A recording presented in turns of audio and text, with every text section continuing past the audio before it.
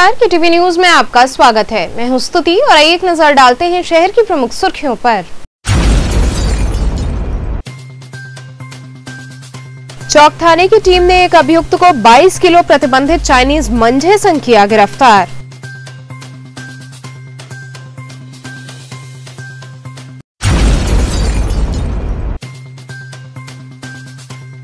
आजादी के अमृत महोत्सव के तहत 80 घाट से नावों पर निकाली गई झांकियां।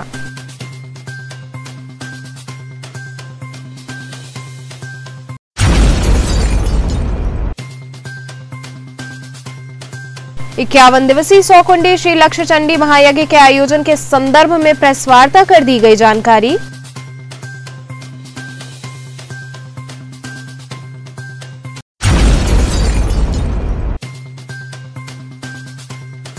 और श्री यंत्रपीठम समिति द्वारा आयोजित श्रीमद् भागवत कथा के चौथे दिन श्री कृष्ण जन्मोत्सव का हुआ आयोजन। और अब खबरें विस्तार से। चौक थाने की टीम ने एक अभियुक्त को 22 किलोग्राम चाइनीज मंझे के साथ गिरफ्तार कर लिया। पुलिस आयुक्त वाराणसी द्वारा चाइनीज मंझे से हो रही घटनाओं की रोकथाम हेतु व प्रतिबंधित मांझे की बरामदगी व अभियुक्तों की गिरफ्तारी हेतु दिए गए निर्देशों के अनुपालन में पुलिस उपायुक्त काशी जोन के निर्देशन में व अपर पुलिस उपायुक्त काशी जोन तथा सहायक पुलिस आयुक्त दशाश्वमेध के पर्यवेक्षण में शिवाकांत मिश्रा प्रभारी निरीक्षक थाना चौक की टीम द्वारा एक अभियुक्त को गिरफ्तार कर लिया गया। इस अभियुक्त के पास से 22 किलोग्राम चाइनीज मांझा बरामद किया गया है। आजादी के अमृत महोत्सव के तहत 80 घाट से नावों पर झांकियां निकाली गईं। संस्था USS foundation, Makta weaving cluster, Gyanpur handicraft एवं बैम्बू क्राफ्ट क्लस्टर के संयुक्त तत्वाधान में 75वां अमृत महोत्सव मनाया गया। इस अवसर पर 8 नावों पर झांकियां निकाली गईं, जो 80 घाट से प्रारंभ होकर राजघाट होते हुए पुनः 80 घाट पहुंची। इन झांकियों के माध्यम से शिल्पकार और बुनकरों की स्थिति को दर्शाया गया, किस प्रकार से इनकी परिस्थिति में परिवर्तन आया है, आधुनिक मशीनों के अभाव में ये किस प्रकार कठिनाइयों का सामना करते थे। इन सब बातों को झांकियों के माध्यम से दिखाया गया। साथ ही स्वतंत्रता में अपना योगदान देने वाले महान विभूतियों, स्वतंत्रता सेनानियों के विचारों को लोगों तक पहुंचाया गया। कार्यक्रम में संस्था के समस्त पदाधिकारीगण उपस्थित रहे। ये हम लोग 75वां अमृत महोत्सव मना रहे हैं। हम लोग माननीय प्रधानमंत्री के संसदीय क्षेत्र में ये हम लोग के लिए सभा की बात है। अमृत महोत्सव हम लोग का मनाने का मुख्य उद्देश्य था कि इसमें जो विभिन्न झांकियाँ निकाली जाएंगी, जिसमें है कि बुनकरों की पहले क्या स्थिति थी और आज बुनकरों की क्या स्थिति है, पहले काशी की क्या स्थिति थी और आज काशी की क्या स्थिति है, बुनकरों का आज कैसे समाज की आवश्यकताओं की पूर्ति करते जा रहा है, कैसे हमारे जो है विभूतियाँ, स्वतंत्रता सेनानी, राष्ट्र प्रेमी, वो लोगों ने कितना बलिदान दिया, कितना राष्ट्र के लिए कुछ अच्छा किया, और उस सभी चीज़ों की झांकियाँ रहेंगी जो 80 घाट से राजघाट जाएंगी और राजघाट से पुनः 80 घाटों पे आएंगी। इसमें बच्चे जो है कोई सुभाष चंद्र बोस बनाए, कोई भगत सिंह बनाए, इसमें जो विभिन्न प्रकार के बच्चे अपनी झांकियाँ जो है बच्चे बन के आए हुए और यहाँ पे प्रस्तुत करेंगे। मान लीजिए किस तरह का कार्यक्रम है, क्या है ये हम लोग कार्यक्रम जो कर रहे हैं, ये आज़ादी का 75वां अमृत महोत्सव मना रहे हैं, जो कि कल्चर जो अपना कल्चर है उस कल्चर को अच्छे ढंग तरीके से इसको उत्साह के साथ में ये त्यौहार को मनाना है। इसी तो संबंध में हम कुछ हमारे जो बच्चे सब आए हुए हैं, ये अलग अलग तरीके से नाटक के माध्यम से इसको त्योहारों को लोगों को दिखाएंगे, समझाएंगे और बहुत अच्छे तरीके से मनाएंगे। जिसमें हम लोग रंगोली का कार्यक्रम है, पतंगबाजी है, उसके साथ साथ में प्रधानमंत्री जी का जो अमृत महोत्सव पूरे देश में चल रहा है, इस तरीके से हम लोग काशी में बेहतर रूप से मना के लोगों को दिखाने का कोशिश करेंगे, जिससे कि आगे चल के लोग अच्छे तरीके से इसको मना सके। 51 दिवसीय 100 कुंडी श्री लक्ष्य चंडी महायज्ञ के आयोजन के संदर्भ में प्रेस वार्ता कर जानकारी दी गई। वैश्विक कोरोना महामारी के प्रकोप के शमन तथा विश्व कल्याणार्थ महामंडलेश्वर स्वामी प्रखर जी महाराज के सानिध्य में 51 दिवसीय 100 कुंडी श्री लक्ष्य चंडी महायज्ञ प्रथम बार काशी के केदारखंड के शंकुलदारा खुजवा स्थित द्वारकाधीश मंदिर में किया जा रहा है। पंडित लक्ष्मीकांत दीक्षित के आचार्यत्व एवं डॉक्टर सज्जन प्रसाद तिवारी की देखरेख में 500 ब्राह्मणों द्वारा महायज्ञ संपादित कराया जाएगा। स्वामी प्रखर जी महाराज ने बताया कि महायज्ञ से जो शक्तिशाली आध्यात्मिक ऊर्जा सृजित होगी, उसके फलस्वरूप कोरोना महामारी के शमन के साथ साथ संकल्पित उद्देश्यों के सकारात्मक परिणाम सुनिश्चित हैं। उन्होंने बताया कि आगामी 18 जनवरी से महायज्ञ का शुभारंभ कोरोना अवेयरनेस वॉक रूपी शोभा यात्रा के साथ किया जाएगा, जो निरंतर 9 मार्च तक जारी रहेगा। प्रेस वार्ता में महायज्ञ समिति के अध्यक्ष कृष्ण कुमार खेमका, संजय अग्रवाल, नवीन महेश्वरी, अनिल अरोड़ा इत्यादि लोग उपस्थित रहे। देखिए, काशी में केदार खंडों के अंदर में लक्षचंडी यज्ञ का विराट आयोजन 500 ब्राह्मणों के द्वारा 51 दिन में संपन्न होगा। काशी के शंकुलधारा, पुखरा, खजुआ, कमाई के मोहल्ला में एक कार्यक्रम होगा। इस कार्यक्रम के द्वारा जो शक्तिशाली ताकतवर आध्यात्मिक ऊर्जा उत्पन्न होगा, उस ऊर्जा के प्रभाव से हम एक वायरस, कोविड वायरस को समाप्त करने के लिए एंटीवायरस पैदा हो जाएगा, जो पैदा कर दिया मां ने, वो ओमिक्रॉन। वैश्विक महामारी का शमन होगा, भारत राष्ट्र सुरक्षित होगी, उसके सीमा सुरक्षित होंगे और अंदरूनी सुरक्षा भी होगी। भारत विश्व गुरु बनेगा। इस प्रकार के ताकतवर आध्यात्मिक ऊर्जाओं को उत्पन्न करने के लिए लक्षचंडी महायज्ञ का विराट आयोजन 51 दिन से संपन्न होगा। कितने ब्राह्मणों द्वारा ये यज्ञ होगा? 500 ब्राह्मण इसमें उपस्थित होंगे। 500 ब्राह्मणों के द्वारा कार्य संपन्न होगा। किस तरीके का ये यज्ञ होगा? कौन सा ये यज्ञ है? ये लक्षचंडी यज्ञ है। इस लक्षचंडी यज्ञ में 1 लाख दुर्गा सप्तशती का पाठ होगा और 10,000 दुर्गा सप्तशती के पाठ के मंत्र से इसमें आहुति पड़ेंगे। देखिए, ये कार्यक्रम अलौकिक है और काशी के केदारखंड में पहले बार इस प्रकार से कार्यक्रम आपके देखते देखते होगा। इसमें बड़ी रुचि है।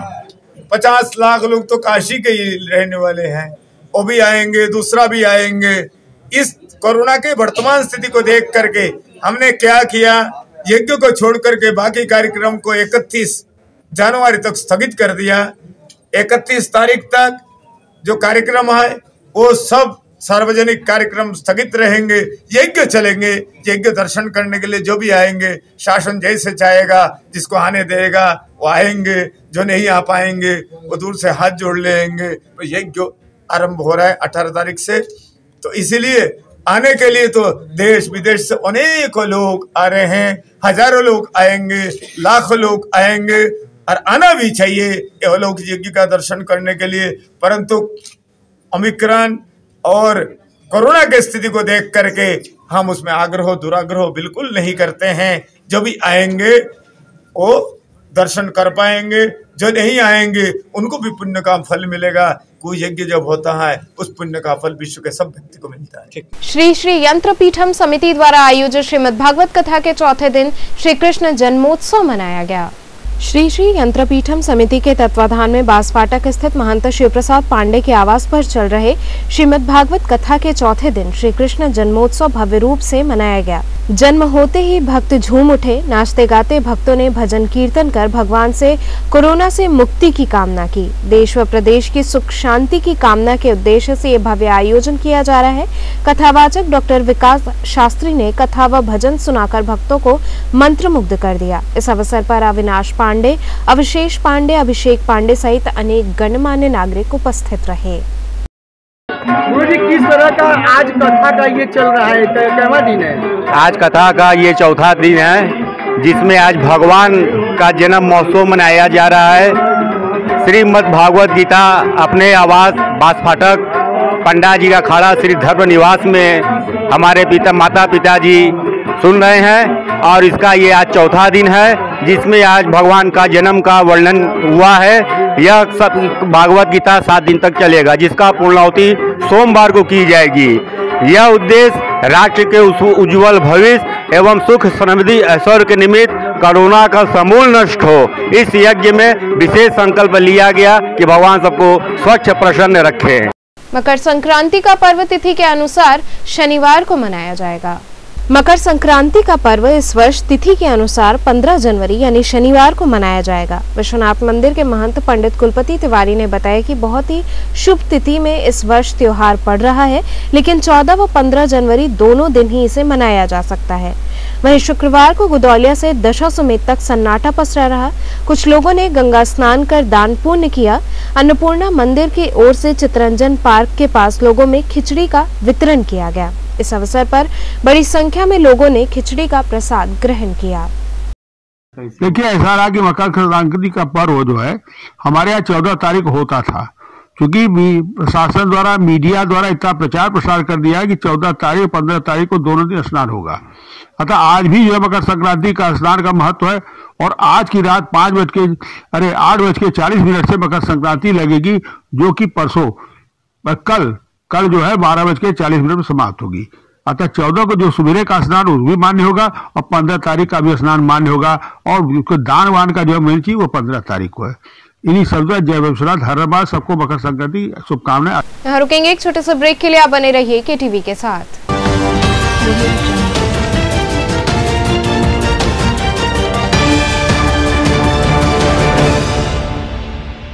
खबरों से जुड़े रहने के लिए हमारे चैनल KTV वाराणसी को सब्सक्राइब करें और लेटेस्ट अपडेट्स के लिए बेल आइकन को प्रेस करें।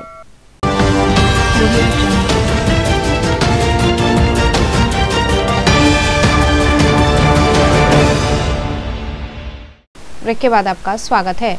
पंडित दीनदयाल उपाध्याय नगर स्थित गुरुद्वारे में लोहड़ी पर्व उल्लास पूर्वक मनाया गया। पंडित दीनदयाल उपाध्याय नगर स्थित गुरुद्वारे में उत्साह पूर्वक लोहड़ी का पर्व मनाया गया। गुरुद्वारे के चौधरी रंजीत सिंह और गुरदाम सिंह ने बताया कि लोहड़ी का त्योहार धूमधाम से मनाया जा रहा है और गुरुद्वारे में लंगर प्रसाद की व्यवस्था भी की गई है, जहां बड़ी संख्या में लोग आ रहे हैं और पर्व की खुशियां मनाने के साथ ही लंगर प्रसाद ग्रहण कर रहे हैं। सर, आज का क्या प्रोग्राम है, किस तरह से आपका? आज जैसे मकर संक्रांति खिचड़ी का पर्व मनाया जाता है, उसी के एक दिन पहले हम लोग का ये पर्व है लोहड़ी जी। इस दिन विविध प्रकार के समझ लीजिए कि घर में खुशी के माहौल होते हैं। उसमें ये शुरुआत करके पहला बच्चा हो, पहली शादी हो, तो बड़े धूमधाम से मनाया जाता है।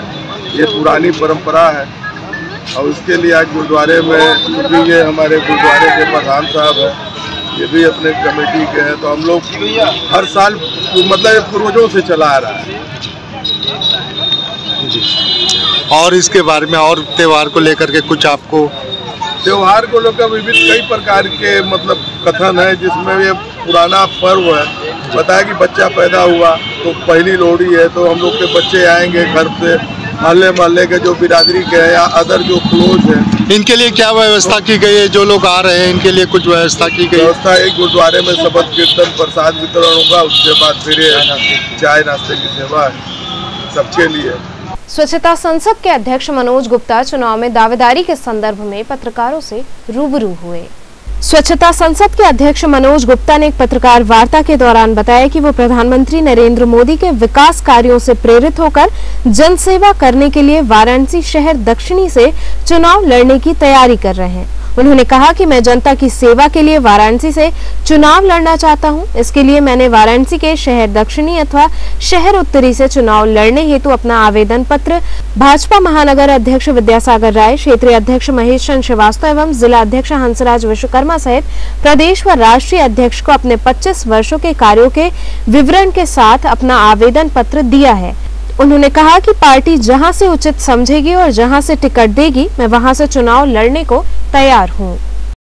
आज प्रेस कॉन्फ्रेंस का मुख्य विषय है कि माननीय प्रधानमंत्री जी ने वाराणसी में जो विकास कार्य किए हैं, जो अद्भुत विकास कार्य किए हैं, उनके विकास कार्यों से और उनकी नीतियों से प्रेरित होकर मेरे मन में भी अपने समाज जो 25 सालों की जो सामाजिक सफर रहा है उसको राजनीति से जोड़ने के लिए मैं वाराणसी से विधानसभा चुनाव लड़ने के लिए अपनी इच्छा व्यक्त किया हूं और इसके लिए मैंने अपना आवेदन वाराणसी महानगर अध्यक्ष श्री विद्यासागर राय जी को, जिला अध्यक्ष श्री हंसराज विश्वकर्मा जी को और क्षेत्रीय अध्यक्ष महेश चंद्र श्रीवास्तव जी सहित प्रदेश अध्यक्ष और राष्ट्रीय अध्यक्ष को अपनी इच्छाओं को व्यक्त करते हुए वाराणसी शहर दक्षिणी से भाजपा के टिकट पर चुनाव लड़ने के लिए मैंने आवेदन किया है। तो क्या है, चुनाव लड़ेंगे? आपको क्या लगता है? निश्चित तौर पे भारतीय जनता पार्टी एक ऐसी पार्टी है, भारत की एकमात्र ऐसी पार्टी है जो सिद्धांतों पे और सबसे मजबूत बड़ी पार्टी है, जिसमें यह व्यवस्था है कि कोई भी कार्यकर्ता भी चुनाव लड़ सकता है। इसमें सभी को अवसर दिया जाता है। इसके सीधा सीधा प्रमाण हमारे प्रधानमंत्री जी हैं, जो बहुत नीचे से कार्यकर्ता थे, आज शीर्ष पद पर पहुंचे हैं। पार्टी सिद्धांतों पे चलती है और इसी सिद्धांतों से प्रेरित होकर, पार्टी की व्यवस्थाओं से प्रभावित होकर मैंने भी अपनी इच्छा को बाबा विश्वनाथ की नगरी में काशी वासियों के लिए सेवा भाव से कार्य करने के लिए अपनी भी इच्छाओं को आला कमान तक पहुंचाया है, यहाँ के संगठन को पहुंचाया है। मैं आपके चैनल के माध्यम से मैं ये भी कहना चाहता हूं कि जनप्रतिनिधि से ज़्यादा मैं अपने आप को लोक सेवक के रूप में यहाँ पर बनना चाहता हूं। काशी वासियों के लिए बहुत कुछ करना है। प्रधानमंत्री जी ने बहुत कुछ किया है, उनके साथ कदम से कदम मिलाकर उनके नेतृत्व में बनारस को आने वाले समय में मैं विकास और न्याय की नगरी के रूप में पूरे विश्व में विख्यात करने के लिए अपनी रणनीति के साथ मजबूती से चुनाव लड़ने के लिए तैयार हूं। अगर पार्टी मुझे अवसर देता है तो निश्चित तौर पे मैं पार्टी को और पूरे बनारस वासियों को विश्वास दिलाता हूं कि मैं अपना संपूर्ण समय जन SRV ग्रुप व फाउंडेशन द्वारा जरूरतमंदों में कंबल व खाद्य सामग्री का वितरण किया गया। SRV ग्रुप व फाउंडेशन के तत्वाधान में जरूरतमंदों में कंबल एवं खाद्य सामग्री व मास्क का वितरण किया गया। संस्था के सदस्यों ने बताया कि लोगों की सेवा हेतु वह प्रयासरत हैं और आज इसी के तहत जरूरतमंदों में खाद्य सामग्री सहित कंबल व मास्क का वितरण किया जा रहा है। इस मौके पर विशाल मिश्रा, सत्येंद्र पांडे, अधिवक्ता अंकित पांडे, राहुल यादव इत्यादि सदस्य शामिल रहे। सत्येंद्र जी, आज किस तरह का कार्यक्रम कर रहे हैं और क्या है आज? आज पूरे देश में मकर संक्रांति का पर्व मनाया जा रहा है हर्षोल्लास के साथ। हमारी फाउंडेशन SRV ग्रुप आज स्टेशन रोड राजा तालाब के पास पांडे लॉज के समीप सारे अपने क्षेत्र के जनता जनार्दन के साथ कंबल वितरण का कार्यक्रम, खाद्य सामग्री का कार्यक्रम एवं मास्क वितरण का कार्यक्रम हम लोग कर रहे हैं। तो आज कितना लगभग गरीब में कंबल वितरण किया गया है? लगभग 500 के आसपास हम लोगों ने वितरित किया है। और संस्था क्या क्या कार्य करती है? देखिए, हम लोग शिक्षा से लेके नशा उन्मूलन के खिलाफ लोगों की मदद करते रहते हैं। लगभग 2015 से हमारा फाउंडेशन काम कर रहा है क्षेत्र में। किस तरह का आज कार्यक्रम कर रहे हैं, क्या है? आज मकर संक्रांति के उपलक्ष्य में हम लोगों का एक यही उद्देश्य रहा है फाउंडेशन की तरफ से कि कम से कम ज़्यादा से ज़्यादा लोगों को हम लोग खिचड़ी वितरण और मास्क, कंबल लोगों को वितरित करके मकर संक्रांति की शुभकामनाएं देते हुए हम लोगों ने यह कार्य को आगे बढ़ाया। ये कार्य करने का आपका मेन उद्देश्य क्या है? इस कार्य का मेन उद्देश्य ये है कि गरीबों को, असहाय को जितना मेरे तरफ से, मेरे फाउंडेशन की ओर से जितना भी सहयोग हो, वो मेरी यही उद्देश्य रहा है। नन्हे कदम सार्थक फाउंडेशन द्वारा खुले आसमान के नीचे सो रहे लोगों में कंबल का वितरण किया गया। भीषण ठंड को देखते हुए लगातार चला रहे कंबल वितरण मुहिम के तहत नन्हे कदम सार्थक फाउंडेशन के समूह के सदस्यों ने गुरुवार की देर रात तक नगर में भ्रमण करके खुले आसमान के नीचे सो रहे गरीब असहाय लोगों में कंबल का वितरण किया। संस्थापक सुनील पांडे व शिवांगी पांडे ने बताया कि ये मुहिम लगातार चलती रहेगी और हम जरूरतमंदों की सेवा में सतत प्रयासरत रहेंगे। पूनम जी, क्या इतने दिनों से आप किस तरह का ये कार्य कर रही हैं और क्या लोगों को इसका लाभ मिल रहा है? हम लोग यही सोच है कि जितने गरीब महिलाएं, जेंट्स, गरीब लोग हैं, उन लोगों की जिस तरह से हम लोग के सहयोग हो वो अपने तरफ से करने के कोशिश कर रहे हैं कि उन लोग तक हम लोग अपना पहुँचे और उन लोग को मदद करें। यही हम लोग का सोच है। 5 साल 6 साल से यही उद्देश्य है, कर रहे हैं और कोशिश कर रहे हैं कि हम लोग बराबर यही काम करें।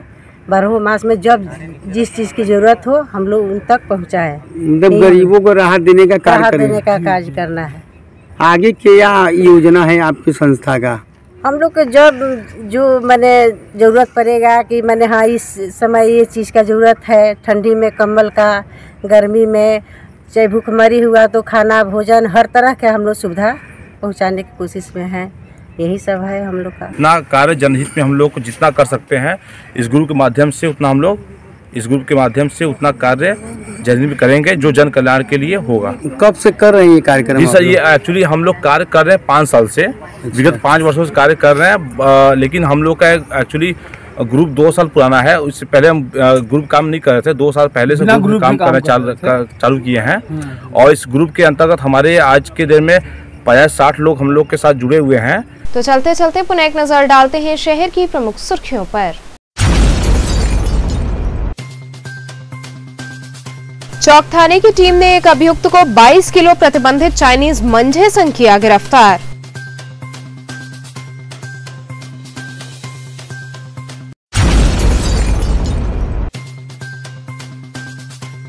आजादी के अमृत महोत्सव के तहत 80 घाट से नावों पर निकाली गई झांकियां।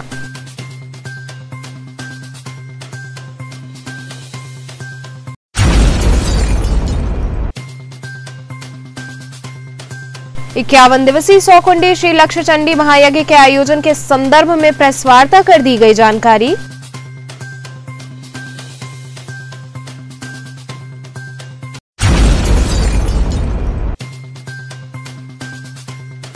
और श्री यंत्रपीठम समिति द्वारा आयोजित श्रीमद् भागवत कथा के चौथे दिन श्री कृष्ण जन्मोत्सव का हुआ आयोजन। तो आज के समाचार, कल फिर होगी मुलाकात, तब तक के लिए नमस्कार।